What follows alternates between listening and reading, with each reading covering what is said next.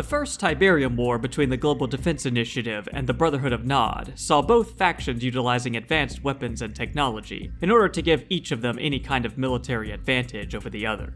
For the Brotherhood, this typically came in the form of flame tanks, stealth technology, and laser weaponry. And for GDI, it was with advanced aircraft such as the Orca, heavy vehicles like the Mammoth tank, and particle beam weaponry. While particle beams and lasers might seem like they are exactly the same, there are a few key differences between them. Primarily the fact that lasers consist of a stream of photons, fundamental particles of light that have no mass, that travel at the same wavelength or energy level. A laser always, and can only, travel at the speed of light, and its method of damage is thermal heat. Whereas particle beams are composed of atomic or subatomic particles, such as protons, neutrons, or electrons, that are accelerated to extremely high speeds using electromagnetic fields. These charged particles, while able to travel extremely fast, can never actually reach the speed of light, because they have mass.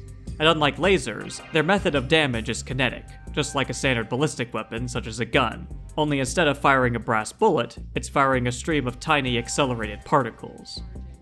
The question then is, how to accelerate these particles to near light speeds so that they can be effective weapons? For that, a particle accelerator is needed. Charged particles, also known as ions, which have an electric charge thanks to the loss or gaining of an electron, are accelerated using electric fields and magnetic repulsion, such as is done in the Large Hadron Collider. However, if these ions are just shot out of the barrel of a gun, they will repel each other, causing the beam to spread, which is not useful for maintaining accuracy over longer ranges. To counter this, the ions will need to be run through a neutralizing chamber. This would allow for a maintained and focused electrically charged neutral beam of particles that could stay packed together in a straight line, one that travels near the speed of light and smashes into a target to either significantly damage or destroy it. While experiments in particle beam weapons technology may have been going on since before the arrival of Tiberium on Earth, it was only until after the official formation of the Global Defense Initiative did developments in the technology finally reach a point where it could be properly made use of as effective weapon systems.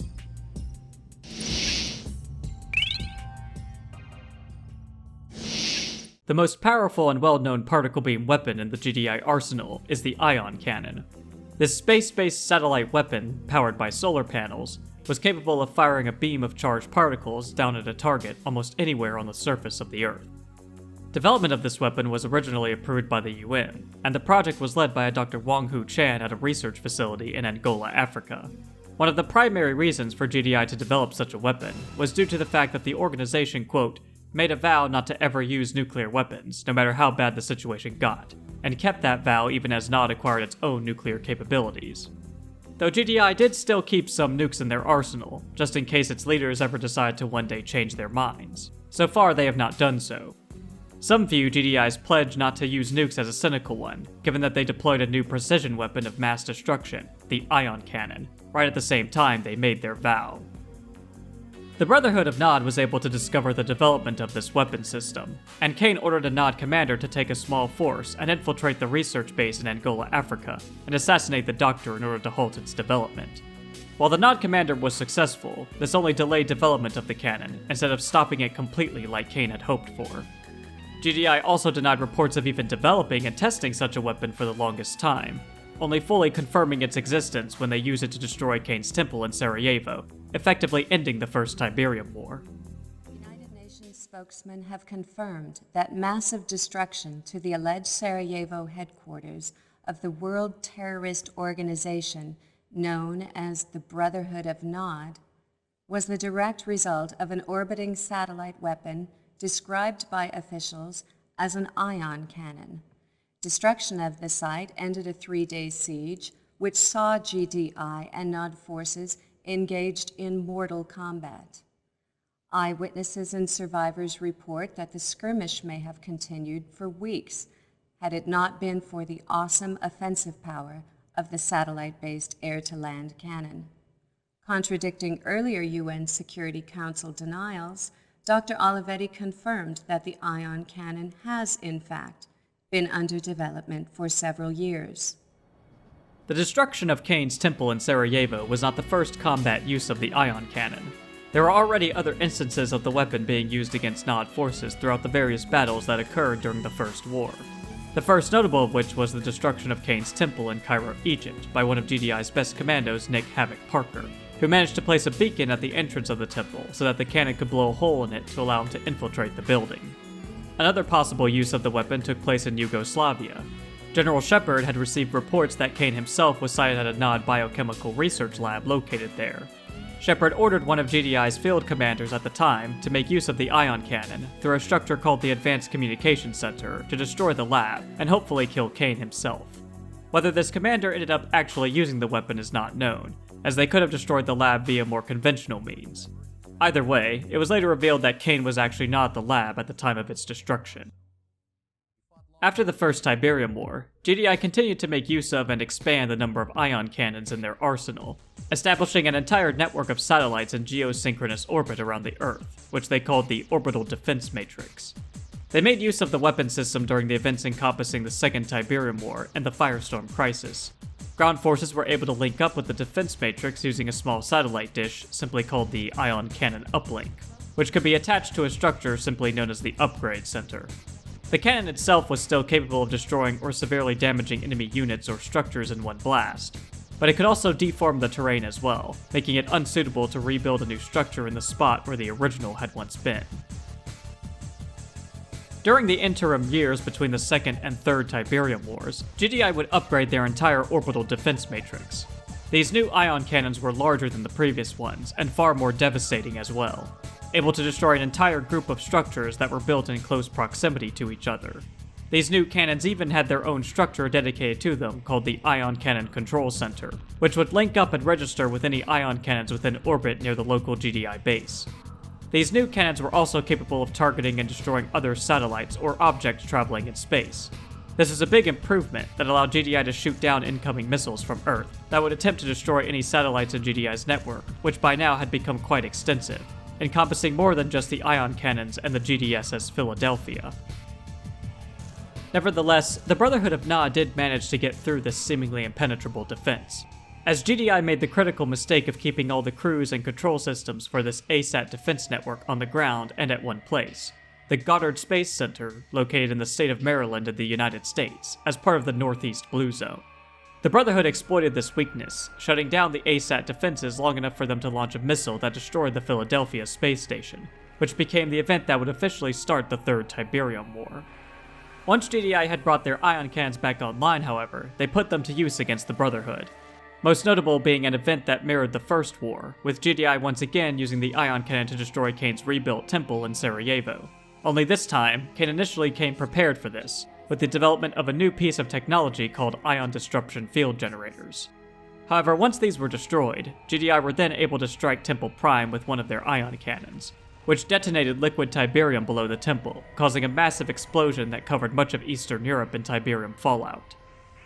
Shortly after this strike on Temple Prime, GDI then had to turn their ion cannons away from Earth toward the extraterrestrial ships of the now invading Skren, though these blasts only served to split the large ships into smaller ones.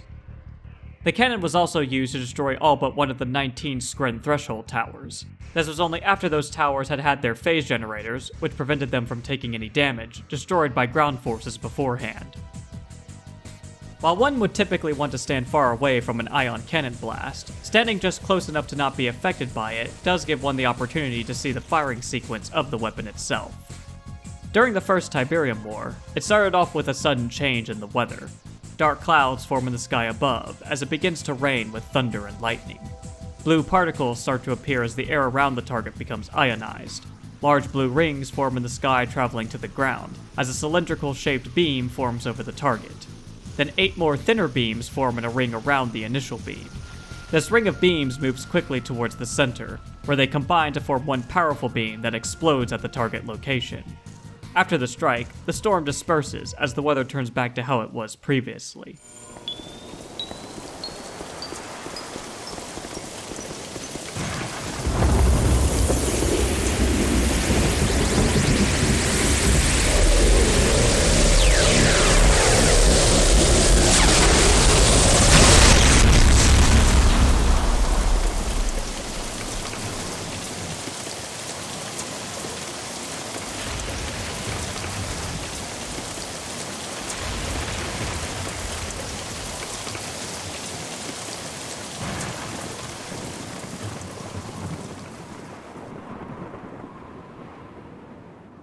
The firing sequence for the ion cannons used during the Third Tiberium War was mostly the same, the key differences being that no storm appears before the strike occurs, the explosion is larger, and the 8 beams that move in a ring towards the center while rotating counterclockwise, causing damage and debris to temporarily float in the ionized air.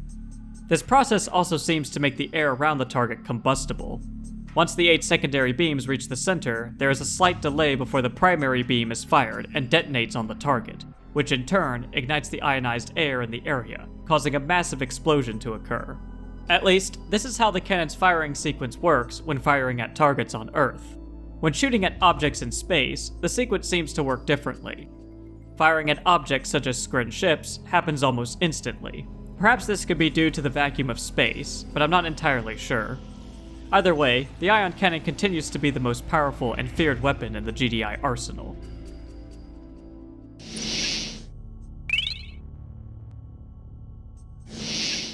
Near the end of the First Tiberium War, GDI were able to develop a large shoulder-mounted version of the ion cannon, which saw limited use on the battlefield.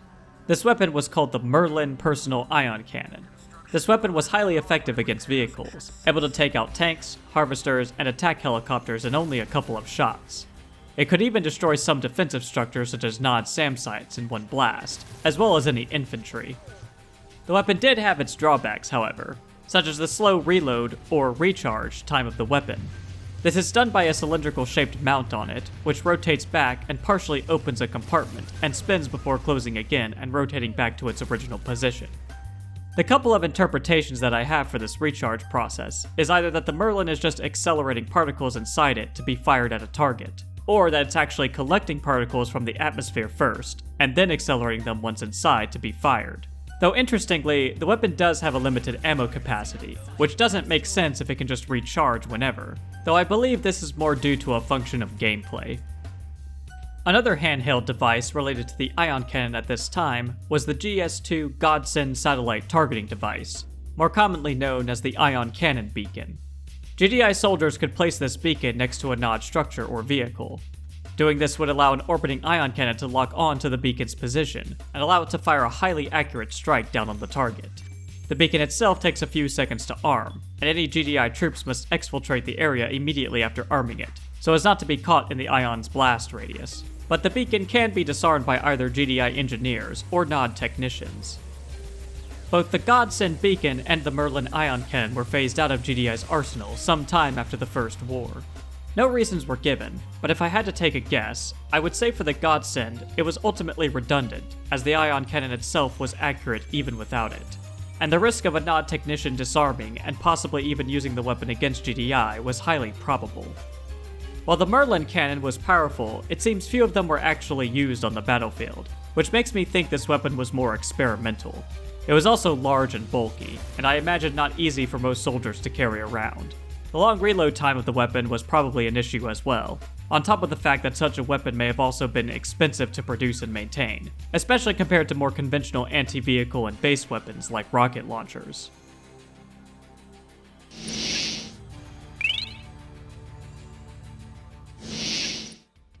GDI's monopoly on particle beam weaponry would end around the time of the Third Tiberium War, as certain factions within the Brotherhood of Nod were able to develop their own scaled-down infantry-sized versions of these weapons that could make use of such technology.